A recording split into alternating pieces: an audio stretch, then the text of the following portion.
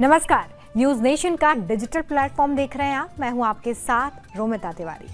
नवरात्र के पावन पर्व पर आज जानेंगे महाअष्टमी पर मां गौरी की कैसे आप पूजा अर्चना कर सकते हैं ताकि आपका बेड़ा पार हो सके। हमारे साथ आज स्टूडियो में मौजूद हैं पंडित आचार्य राज मिश्रा जी, साथ ही हमारे साथ डॉक्टर नीति भी मौजूद हैं। आप दोनों का ही बहुत स्वागत है। और आज हम बात करेंगे कि आपके जीवन के तमाम दुखों को कैसे दूर किया जा सकता है। अगर आप किसी विशेष कार्य को लेकर कामना करते हैं तो वो कैसे पूरा हो सकता है, और माँ महागौरी को आप कैसे इस नवरात्रि प्रसन्न कर सकते हैं। तो चलिए इस चर्चा की शुरुआत करते हैं। सबसे पहले आचार्य राज मिश्रा जी, मैं आपसे ये जानना चाहूँगी कि माँ का महागौरी स्वरूप बेहद खास माना जाता है, लेकिन बहुत सारे लोगों को इसके बारे में पता नहीं है। तो सबसे पहले हमें यही समझाइए कि ये स्वरूप क्यों खास है। क्योंकि ये देवी का अष्टम स्वरूप है, और देवी का ये वो स्वरूप है जिसके लिए कहा जाता है कि देहि सौभाग्यम आरोग्यम देहि में परमम सुखम रूपम देहि जयम देहि यशो देहि दिशो जहि। इसलिए ये स्वरूप खास है क्योंकि ये भक्तों के प्रत्येक मनोकामनाओं को पूर्ण करने वाला है। इसलिए ये स्वरूप खास है कि ये किसी भी परिस्थिति में, जिस प्रकार शास्त्र कहता है कि करहूं सदा तिनकर रखवारी जिम बालक राखई मातारी, जिस प्रकार माँ अपने बच्चे को चाहे जिस भी परिस्थिति में आया हो उसको नहला धुला करके, इस प्रकार एक छोटा बच्चा होता है वो मिट्टी में धूल में खेल करके आता है, लेकिन जब माँ के पास पहुंचता है उसको नहला धुला करके बड़ा सुंदर बना देती है। उसी प्रकार ये देवी जिनके की अष्टभुजाएं हैं, शेर पर जिनकी सुंदर सवारी है, जिनके हाथों में कमल का पुष्प है और उसके साथ उनके हाथों में अलग प्रकार का चक्र भी है देवी के हाथ में। तो जिस प्रकार माँ अपने बच्चे को सुरक्षा प्रदान करती है, जिस प्रकार माँ अपने बच्चे को सुंदरता प्रदान करती है, जिस प्रकार माँ अपने बच्चे के लिए कुछ भी करने को तैयार हो जाती है, उसी प्रकार ये आदि शक्ति जो है देहि सौभाग्यम आरोग्यम, ये सौभाग्य को प्रदान करती हैं, ये आरोग्यता को प्रदान करती है। देहि में परमम सुखम, सुख की नहीं बात की जाती है। सुख तो बहुत वैभव मिल गया, धन मिल गया, प्रसिद्धि मिल गया, लेकिन उसके बाद भी आप जीवन में सुखी नहीं हो पाते हैं। लेकिन ये देवी आपको वो सुख प्रदान करती है, इन सभी चीजों के साथ साथ मानसिक शांति प्रदान करती है। तो जो देवी इतना कुछ प्रदान करे वो देवी खास ही हो सकती है ना। बिल्कुल, देखिए वैसे भी कहा जाता है कि पूजा अर्चना से मानसिक शांति की प्राप्ति होती है, और ऐसे में अगर आप महागौरी की पूजा करते हैं तो ये आपको लाभ ही लाभ पहुंचाएंगे। नीति जी, मैं आपसे जानना चाहूँगी कि माँ महागौरी की पूजा जब हम करते हैं तो वो कौन कौन से कार्य होते हैं जो लगातार सिद्ध होते चले जाते हैं। देखिए, माँ कौन से कार्य सिद्ध नहीं कर सकती हैं। जब बच्चा जन्म लेता है तो शायद माँ ही है जो उसके हर भाव को, हर ज़रूरत को समझती है कि कब इसको भूख लगी है, कब प्यास लगी है, कब सोना है। वही स्वरूप एक विशाल रूप में, एक आध्यात्मिक रूप में, माँ के रूप में हमको मिलता है। चाहे आपको कार्य में कोई आपको समस्या हो, चाहे घर में ग्रह कलेश हो, चाहे मानसिक अशांति हो, चाहे आपको धन का अभाव हो, या फिर कहीं ना कहीं आपके अपने संबंधों में कड़वाहट हो, सारे ही जो आपकी समस्याएं हैं उसको बाहर निकालने के अगर कोई स्तोत्र है तो वो माँ और माँ का आशीर्वाद है। तो हमारे तो शास्त्रों में बोला भी जाता है कि माँ के चरणों में स्वर्ग का वास होता है। माँ को गुरु से ऊपर की भी संज्ञा दी जाती है। माँ को या देवी सर्वभूतेषु शक्ति रूपेण संस्थिता नमस्तस्यै नमस्तस्यै नमस्तस्यै नमो नमः। या देवी सर्वभूतेषु लक्ष्मी रूपेण संस्थिता नमस्तस्यै नमस्तस्यै नमस्तस्यै नमो नमः। चाहे वो लक्ष्मी की प्राप्ति हो, विद्या की प्राप्ति हो, या सुख सुविधाओं की प्राप्ति हो, या मानसिक शांति की प्राप्ति हो, कार्य सिद्ध करने हो आपकी प्रोफेशनल लाइफ में या आपकी पर्सनल लाइफ में, तो माँ का आशीर्वाद तो स्नेह वही आपको उससे तार सकता है। तो आप समझिए कि अगर कोई भी समस्या से आप जूझ रहे हैं, केवल माँ को श्रद्धा भाव से आप ध्याइए, माँ का जप करिए, माँ की उपासना करिए, और सांसों की माला से माँ का नाम लीजिए। आजकल की जो जीवन है, कई बार हम समय नहीं दे पाते हैं, अनुष्ठान करना है, माँ का यज्ञ करना है, दुर्गा सप्तशती का पाठ करना है, तो समय का दान लगता है, कई बार समय का अभाव होता है। तो कलयुग में तो एक नाम ही आपका आधार है। अगर आप अपनी सांसों की माला से भी मानसिक जाप भी अगर माँ का पूरे दिन करते रहेंगे तो निश्चय रूप से आपको वही फल मिलेगा जो आपको पूजा आराधना में मिलता है। क्योंकि माँ केवल भाव की भूखी होती हैं, उनको कोई भी चीज़ यथार्थ में नहीं चाहिए होती है। तो सारे ही कार्य आपके माँ निश्चय रूप से समर्पण भाव से सिद्ध करती हैं। देखिए, और आप 24 घंटे पूजा कर भी नहीं सकते हैं, लेकिन जिस तरह से नीति जी ने यहाँ पर बहुत ही सुंदर बात कही कि आप सांसों की माला के जरिए माँ का जाप कर सकते हैं, उन्हें मन ही मन याद कर सकते हैं और जो उच्चारण है उनके जरिए उनके चरणों में जो आहुति है वो दे सकते हैं। आचार्य राज मिश्रा जी, कैसे प्रसन्न करें माँ को? बड़ा सवाल होता है भक्तों के मन में, क्या चढ़ाएं, कौन सी सामग्री चढ़ाएं, कैसे माँ का पूजन करें कि माँ हम पर प्रसन्न हो, क्योंकि भक्तों के लिए तो सबसे बड़ी बात यही है। तो आज हमें ये बताइए कि कैसे हम पूजा अर्चना कर सकते हैं। देखिए, सबसे पहले परमात्मा को या माँ को प्रसन्न करने के लिए किसी विधि की आवश्यकता नहीं है, इसको ध्यान रखिएगा। अगर आप कभी सुंदरकांड का अध्ययन करते हैं, श्री रामचरितमानस का दोहा नंबर 42, जहाँ पर विभीषण जी जाते हैं राम जी के पास, और राम जी ने बड़ा सुंदर शब्द में कहा कि निर्मल मन जन सो मोहि पावा, मोहि कपट छत छिद्र भावा। आप मुझे बहुत कुछ अर्पण कर दें, बहुत देर तक बैठ करके आप मेरी पूजा कर लें, इससे माँ प्रसन्न हो जाए, ये संभव नहीं है। एक माँ को प्रसन्न करने की चर्चा हो रही है। सो मैं इसलिए बड़ा क्लियर आप सबको कहना चाहता हूं, आपके भी जो घर में माता पिता हैं, आप उनको बहुत धन दे दें, बहुत पैसा दे दें, बहुत सुख सुविधाएं दे दें, इससे शायद वो प्रसन्न नहीं होते हैं। बल्कि आप उनके पास प्रेम से, सच्चे हृदय से, निर्मल भावना से थोड़ी देर उनके पास बैठे, उसी से माता पिता प्रसन्न होते हैं। इसी के साथ भगवान राम ने कहा है, मैं भगवान राम के शब्दों को कह रहा हूं कि किसी देवता को प्रसन्न करने का या मां को प्रसन्न करने का तरीका क्या है? तज मद मोह कपट छलनाना और करहु सद्दते ही साधु समाना, जननी जनक बंधु सुद्दारा, तज धज भवन सुहद परिवार। भगवान राम कहते हैं, गोपियां क्या करती थी? भगवान राम कहते हैं अहंकार को तज दो, मोह को तज दो। जब मां की आराधना करने पहुंचो तो आप ये भूल जाओ आप कौन हैं, क्या हैं। सिर्फ मां के पास पहुंचकर श्रद्धा से एक प्रार्थना, मां मैं दीन हूं, आपने ये शरीर प्रदान किया है, आपने मुझे बुद्धि प्रदान किया है, एक मेरा मन अपना है, वो मैं आपके चरणों में लगाना चाहता हूं, लगाना चाहती हूं, इसको स्वीकार करें और जो भी जाने अनजाने में मुझसे भूल हुई है उसे क्षमा करें। बस ये श्रद्धा से प्रार्थना कर लीजिए। अगर कोई सामग्री नहीं भी है, आपकी प्रार्थना में श्रद्धा है, तो देवी का आशीर्वाद आपको प्राप्त होता है। आचार्य राज मिश्रा जी, अगर आप मंत्र भी बता देते कि दर्शक किन मंत्रों से माँ महागौरी की पूजा अर्चना कर सकते हैं। वैसे तो बहुत प्रसिद्ध मंत्र है और आप सब लोग उसको जपते हैं, सर्वमंगल मांगल्ये शिवे सर्वार्थ साधिके शरण्ये त्र्यंबके गौरी नारायणी नमोस्ते। श्रद्धा पूर्वक इस मंत्र का जप कर सकते हैं। दिक्कत है, बड़ा लग रहा है कि भाई बहुत बड़ा है, पॉसिबल नहीं है। सो ऐसी परिस्थिति में या देवी सर्वभूतेषु माँ गौरी रूपेण संस्थिता नमस्तस्यै नमस्तस्यै नमस्तस्यै नमो नमः। श्रद्धा पूर्वक इस मंत्र का बैठकर जप करें। ये भी मुश्किल लग रहा है, ओम दुर्गा देव्यै नमः, बस ओम दुर्गा देव्यै नमः। कोई भी मंत्र जो तीनों में से आपको बेहतर लगे, बैठ करके नेत्रों को बंद करके माँ मेरे सामने हैं, इस प्रकार का आभास करते हुए श्रद्धा से कर लीजिए। आपको जब जैसे ही 5 मिनट या 108 बार कीजिए, जब खत्म होते ही आपके मस्तिष्क में आभास होगा कि माँ की कृपा आपको प्राप्त हुई है। तो माँ की कृपा पाना चाहते हैं तो इस तरीके से आप मंत्रों का उच्चारण कर सकते हैं और 9 दिनों तक माँ के अलग अलग स्वरूप की पूजा होती है। आज हम माँ महागौरी की बात कर रहे हैं कि कैसे आप उन्हें प्रसन्न कर सकते हैं। नीति जी, क्या माँ के स्वरूप की पूजा घर के मंदिर में भी की जा सकती है या सिर्फ नवरात्रों में ही महागौरी की पूजा होती है? देखिए, माँ को ध्याने के लिए नवरात्र एक विशेष पंचांग के तिथियां हैं। 2 गुप्त नवरात्रे होते हैं और शारदीय और चैत्र नवरात्रे आते हैं। लेकिन इसके अलावा माँ को ध्याने के लिए तो कोई विशेष पंचांग की आवश्यकता नहीं है। 365 दिन आप माँ का जाप कर सकते हैं, पूजा कर सकते हैं।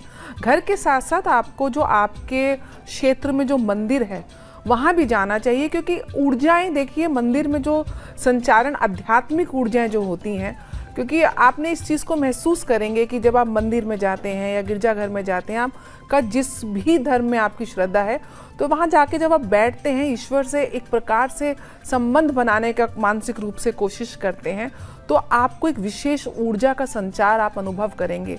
वहाँ पे जाके आप एक पॉजिटिव वाइब्स को आप अनुभव करेंगे।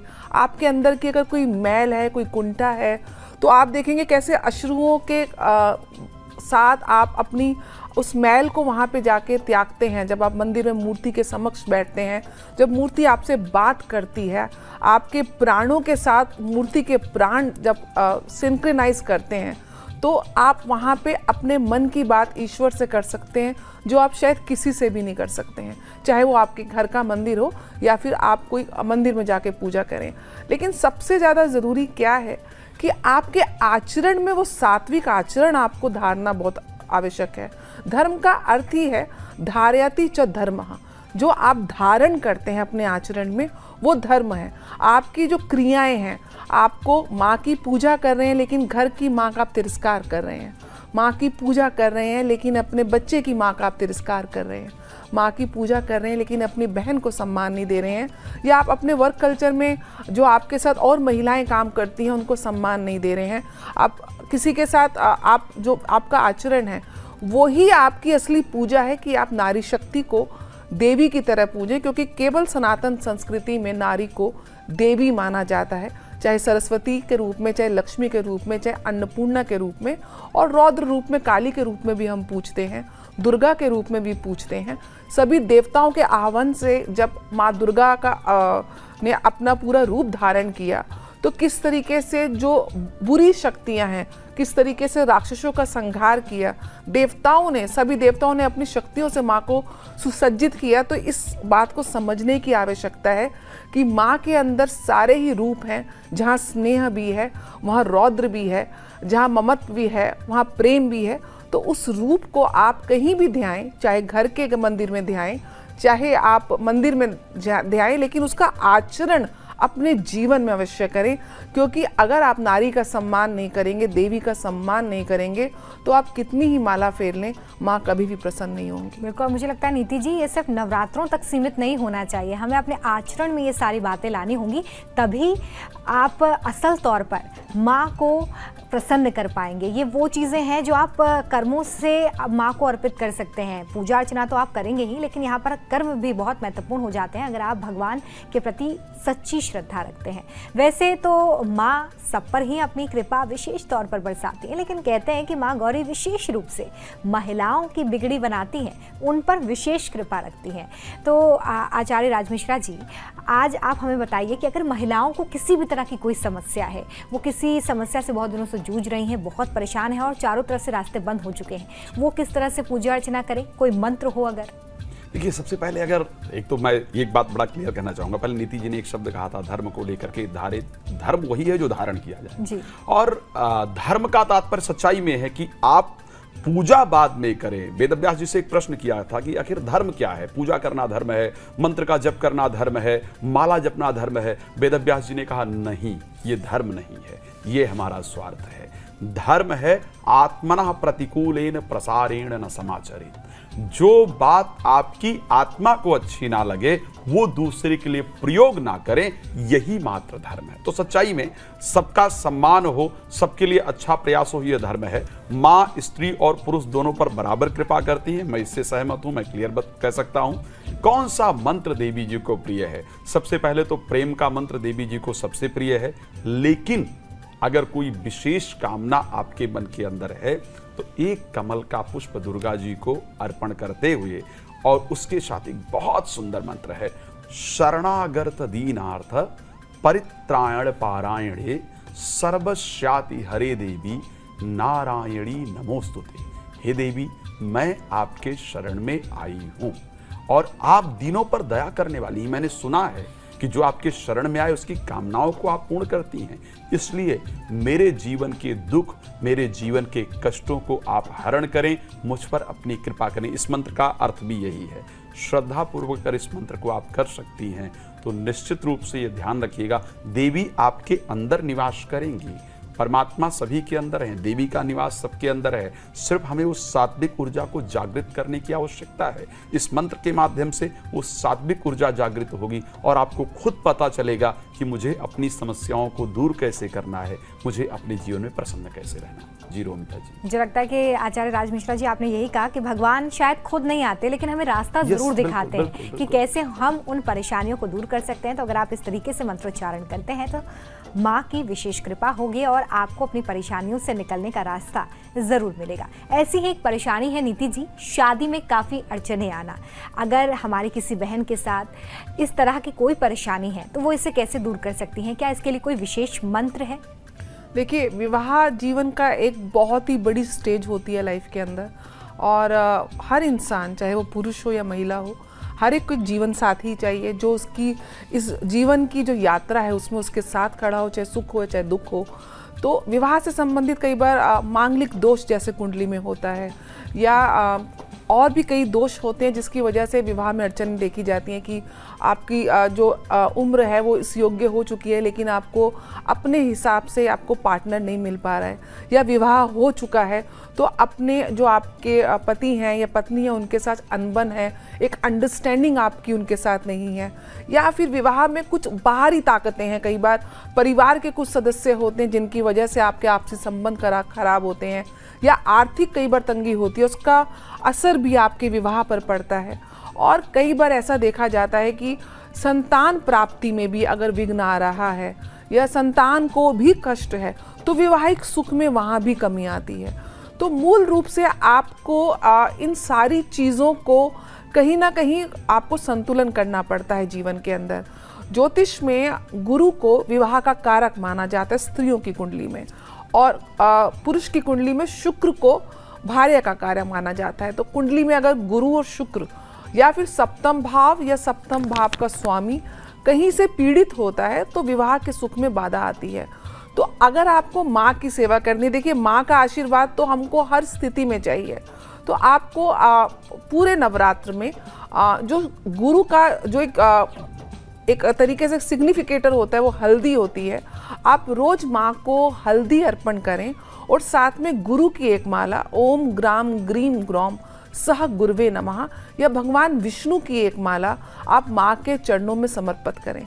साथ साथ क्योंकि देवी दुर्गा जो हैं शिव की भार्या हैं, शिव की आराधना, शिव की साथ उनकी ऊर्जा जुड़ी हुई है, तो अगर आप भगवान शिव का भी प्रार्थना करते हैं, नमामि शमीशम निर्वाण रूपम विभु व्यापकम ब्रह्म वेद स्वरूपम, भगवान शिव के रुद्राष्टकम का पाठ भी आपके विवाह में अगर कोई समस्या आ रही है तो आपको वहाँ से दूर करता है। साथ साथ आपको जो स्त्रियाँ विवाहित हैं उनके लिए आपको श्रृंगार का सामान उनको दान करना, लाल साड़ी उनको दान करना, या गरीब बच्चों का विवाह करवाना, इस तरीके से जब आप समाज में सेवाएं देते हैं तो ईश्वर आपको उसका प्रतिफल जब देता है तो शुभ रूप में देता है। आप जैसे कर्म करते हैं उस हिसाब से आपको प्रतिफल मिलता है। इस प्रकार से अगर आप सेवा करें तो बहुत अच्छी बात है। और घर में भी, जैसे कि मैं स्त्री हूँ, इस चीज़ को समझ सकती हूँ कि कई बार स्त्री ही स्त्री की दुश्मन होती है परिवार के अंदर। कई बार सास और बहू या नंद और बहू, ये कुछ ऐसे बहुत ही मीठे रिश्ते हैं जिनको दिल से जीतना चाहिए, इसके बीच में ईगो नहीं आनी चाहिए। तो अगर आपके अपने स्वभाव की वजह से आप दूसरे का स्वभाव नहीं बदल सकते, आप केवल अपना स्वभाव दुरुस्त कर सकते हैं। आपके अपने स्वभाव की वजह से आपकी सास नाराज़ हैं या आपकी बहू नाराज़ हैं या आपकी नंद नाराज़ हैं, या घर में आप एक प्रकार से एक हंसी खुशी वाला वातावरण नहीं बना पा रहे हैं, तो आप उसको दुरुस्त करें, अपना स्वभाव मीठा रखें। उसका सीधा प्रभाव आपकी शादीशुदा जीवन में पॉजिटिव सेंस में पड़ेगा, क्योंकि इस चीज़ को भी समझने की आवश्यकता है। जब माँ और बीवी के बीच में डिफरेंस होता है तो सबसे ज़्यादा जो पिसता है वो पति पिसता है। एक तरफ माँ है, दूसरी तरफ बीवी है। तो इसलिए आप वो संतुलन बनाने का प्रयास करें घर में कि आप सबके अनुरूप आचरण करें और प्रेम दें, तो आपका जीवन वहीं से प्रेम का आगमन जीवन में होना प्रारंभ हो जाएगा। जो अविवाहित हैं वो किस तरीके से पूजा अर्चना कर सकते हैं, अपने आचरण में भी थोड़ा सा बदलाव कर सकते हैं, नीति जी बता रही थी।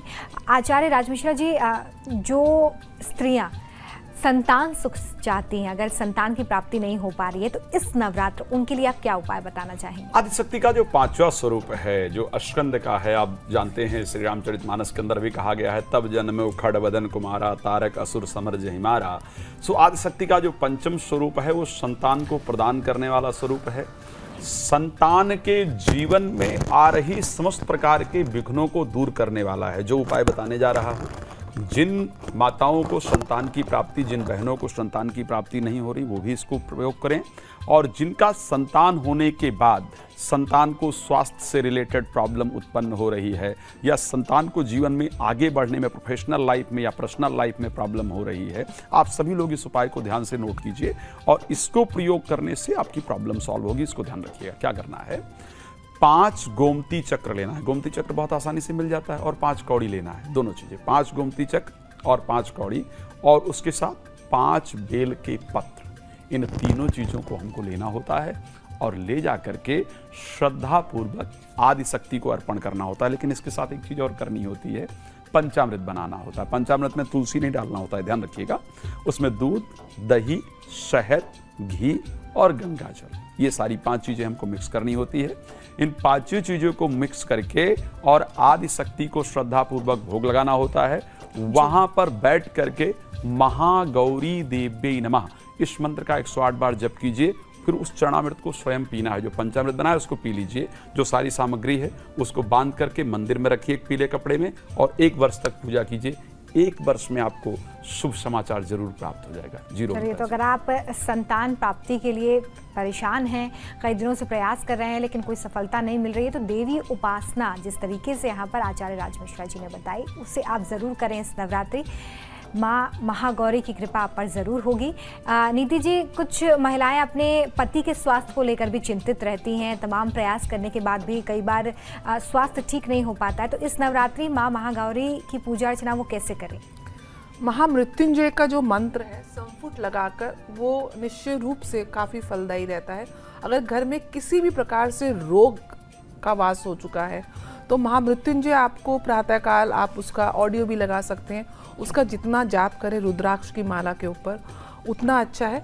साथ साथ आपको इस नवरात्रों के समय में इस चीज़ को सुनिश्चित करें कि अगर आपके घर के उत्तर पूर्वी दिशा, जहाँ से कहीं ना कहीं आपकी मानसिक ऊर्जाएं संचालित होती हैं, वहाँ पे अग्नि का स्थान ना हो। वहाँ पे अगर अग्नि का स्थान है या अग्नि संबंधित कोई चीज़ें हैं, जैसे कि लाल रंग है या फिर फायर ब्रिगेड के कई बार हम घर में सेफ्टी फीचर्स लगाते हैं, या सिलेंडर पड़ा हुआ है तो उसको वहाँ से हटाएं, या कोई भारी सामान हो। दूसरा, स्वास्थ्य का जो दिशा होती है वो नॉर्थ ईस्ट होती है। उस दिशा में आप अपने घर में जो भी रोगी हैं उनकी दवाइयाँ उस दिशा में रखें, उनकी रिपोर्ट्स उस दिशा में रखें, जो मेडिकल रिपोर्ट्स हैं, और साथ में दवाइयों में आप भगवान धन्वंतरी की एक तस्वीर लगाएं, जिससे उनको उस दवाइयों का एक शुभ परिणाम मिले। और इस दवाइयों को आप किसी एक नीले रंग के डब्बे में रखें। निश्चय रूप से दवाइयाँ फलित होने लगेंगी। ये वास्तु के उपाय हैं जो विशेष रूप से आप कर सकते हैं। साथ साथ जो वृद्ध महिलाएं हैं, जो कहीं ना कहीं से अपंग हैं, या जो महिलाएं आप के घर के बाहर आप देखते हैं कि उनको ज़रूरत है, तो उन महिलाओं को आप दवाइयाँ दान में दें, उनका इलाज करवाएं। वहाँ से आपको एक प्रकार से सकारात्मक ऊर्जा मिलेगी। या सरकारी अस्पतालों में भी आप दवाइयाँ अगर डोनेट करते हैं इस समय, तो आपको निश्चय रूप से उसके शुभ परिणाम मिलते हैं। माँ की पूजा के साथ आप अगर आरोग्य रहते हैं तो आप जो जल ग्रहण करते हैं उसको, जल को आपको महामृत्युंजय से उसको भी अभिमंत्रित करना है, क्योंकि जल एक ऐसी ऊर्जा है जो आपकी नेगेटिविटी को वॉश ऑफ करती है। तो जब भी जल ग्रहण करें, या आप जिस भी पात्र में जल रखते हैं उस पात्र को महामृत्युंजय के मंत्र से अभिमंत्रित करने के बाद ही उसी के साथ दवाई लें, उसी के साथ आप जल लें। और जहाँ आपके घर में आप सोते हैं, जो रोगी हैं, तो जैसे आचार्य जी ने बताया, गोमती चक्र के साथ साथ आप मोर पंखी अपने पलंग के नीचे, गद्दे के नीचे रखेंगे, तो जो रोगी है उसको वहाँ से नकारात्मक ऊर्जाएं उनकी क्षीण होती हैं। साथ साथ उनके नहाने के पानी में भी अगर आप थोड़ा सा चंदन का इत्र और साथ में थोड़ा सा खड़ा नमक, जिसको हम सेंधा नमक भी कहते हैं, वो डाल के नहलाएंगे, निश्चित रूप से जो नेगेटिव एनर्जी है वो वॉश ऑफ होगी। और न केवल नवरात्रों में, या आप 365 दिन आप इन उपायों को इस्तेमाल करके आप रोग की जो नकारात्मक शक्तियाँ घर में कहीं ना कहीं प्रवेश कर गई हैं उससे आप मुक्ति पा सकते हैं। जो कपूर है और लौंग उसके ऊपर रख के उसकी धुनी भी पूरे घर में देने से नेगेटिव एनर्जी और रोग की नकारात्मक शक्तियाँ खत्म होती हैं। चलिए, तो अभी आपने जाना कि अगर आपके घर में किसी का स्वास्थ्य ठीक नहीं है या आपके पति का स्वास्थ्य ठीक नहीं है तो आप इस तरीके से पूजा अर्चना कर सकते हैं। छोटे छोटे उपाय हैं जिन्हें जीवन में अपनाकर आप बड़ा लाभ पा सकते हैं। तो आज आचार्य राज मिश्रा जी और डॉक्टर नीति ने आपको ये बताया कि महाअष्टमी पर महागौरी की पूजा अर्चना से कैसे आप सांसारिक जो सुख हैं वो तो प्राप्त कर ही सकते हैं, साथ ही मानसिक शांति की प्राप्ति भी आपको महागौरी की पूजा अर्चना से इस अष्टमी होगी। हम आशा करते हैं कि आपके लिए जानकारी बहुत ही आनंदमय और लाभदायक साबित होगी। बहुत शुक्रिया हमारे साथ इस प्रोग्राम में जुड़ने के लिए। नमस्कार।